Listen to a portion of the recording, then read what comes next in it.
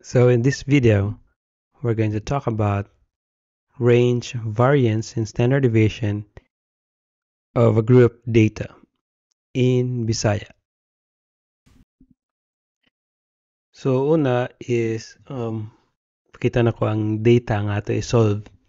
So muna ang data, muna tawag og group data. So nakagrupo siya by age, no, edad. From example, ang frequency mo na pila ka buok nga edad. So tawag sa group kay nakagrupo siya like 10 to 12.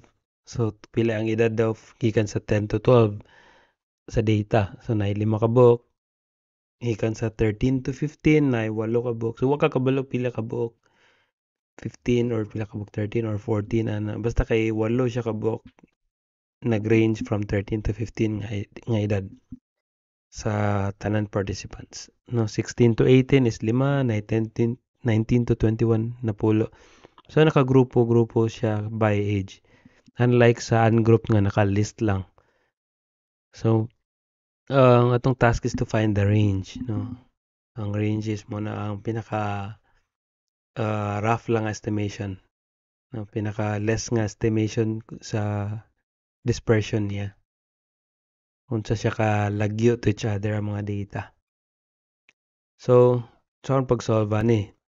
Ang formula sa range sa group data is highest sa upper class boundary o ang lowest sa lower class boundary. So we need na to ang class boundary.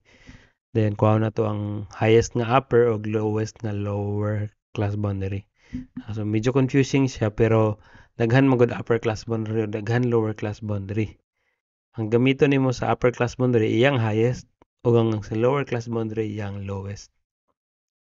So mag-add tag another column nga class boundary kay diha gikan ang ato ang value sa atong formula.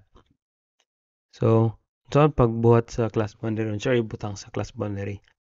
So kanang nasa leftmost nga column kanang age 10 to 12. So iyahang kanang 10 mo na lower limit, kanang 12 mo na tawag og upper limit. So kanang lower limit minusan nimo na 0.5. Then ang upper limit dungagan nimo 0.5. So minusan og dungagan. So kung agi ka ng 0.5, fix na gina siya. Mo na gina 0.5 na gina siya. So subtract nimo 0.5 ang 10 mo nung 9.5. Ang 12 dungaga 0.5 minus 12.5. So same process sa uban rows, no? Mag-subtract og 0.5 sa 13, mag-add og 0.5 sa 15.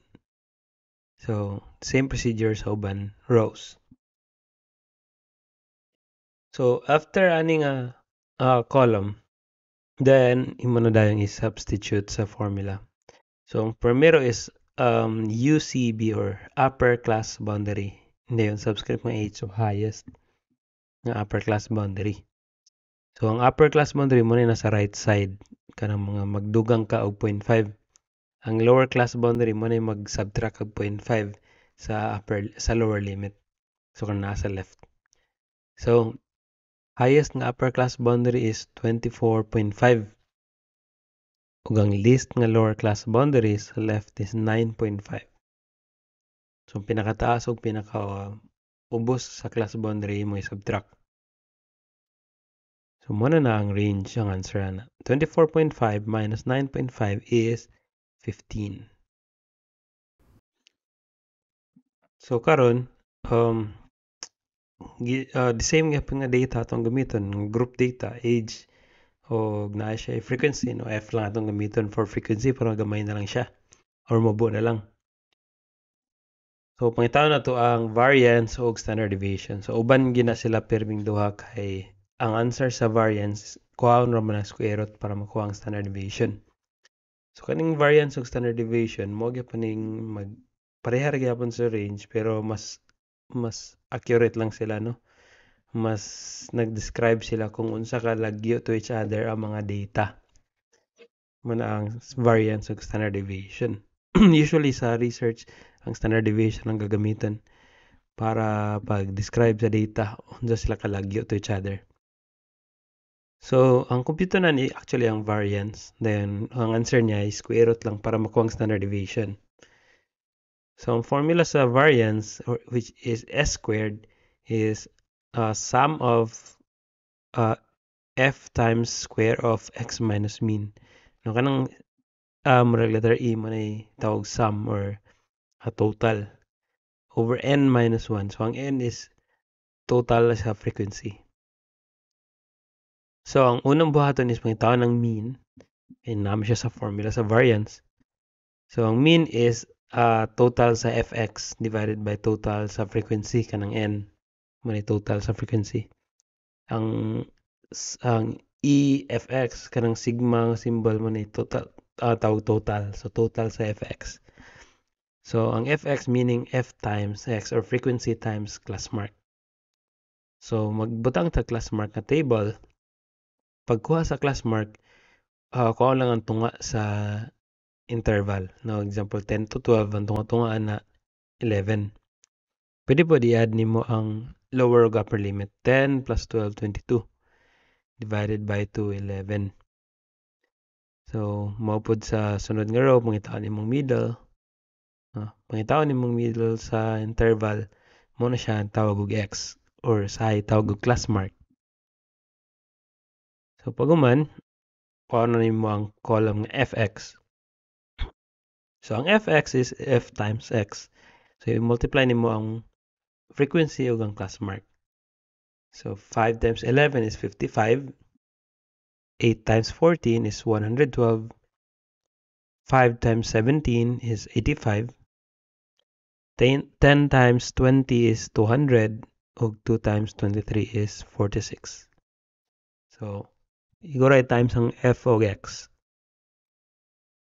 Sunod, kuha nimo ang total sa fx or sum of fx.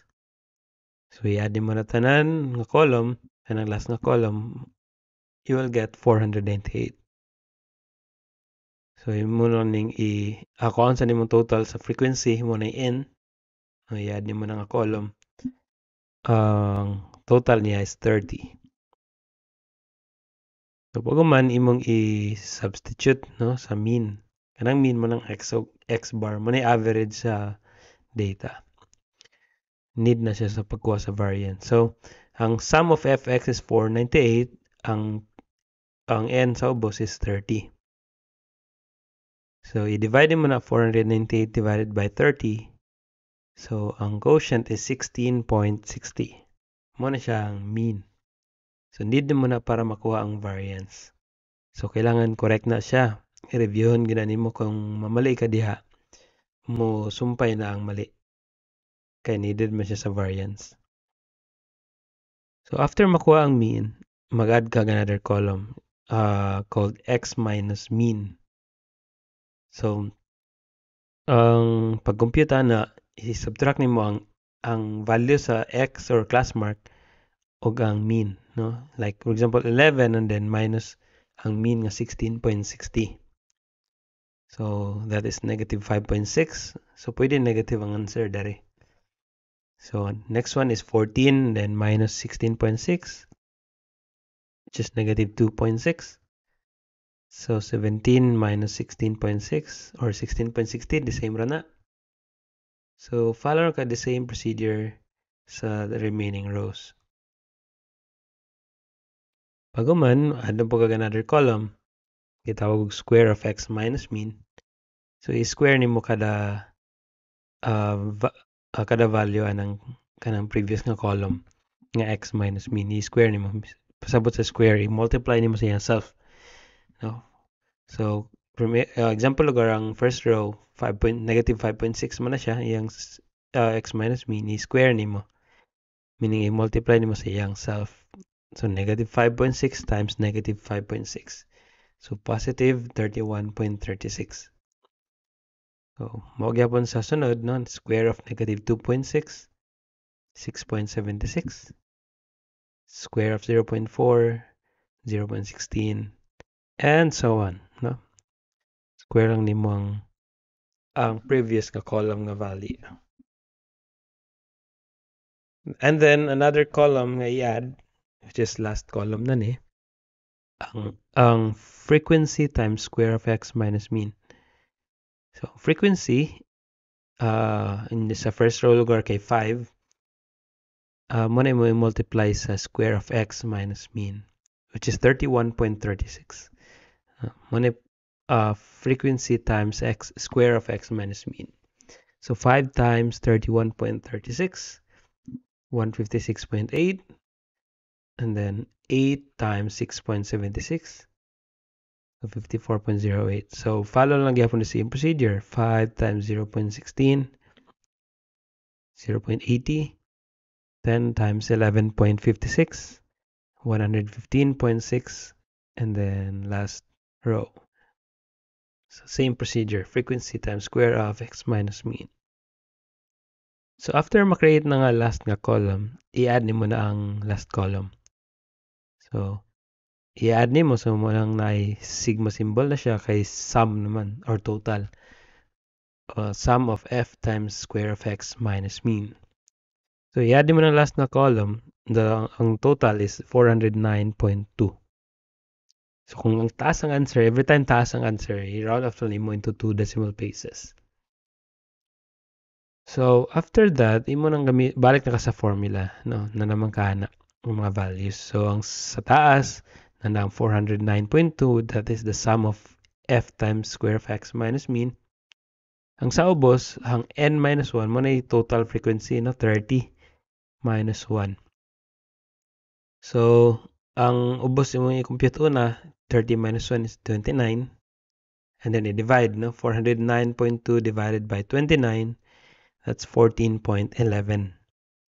So approximately equal to ang atong gigamit na symbol. Kaya nag-round off naman ta into 2 decimal places. So di na siya exact answer.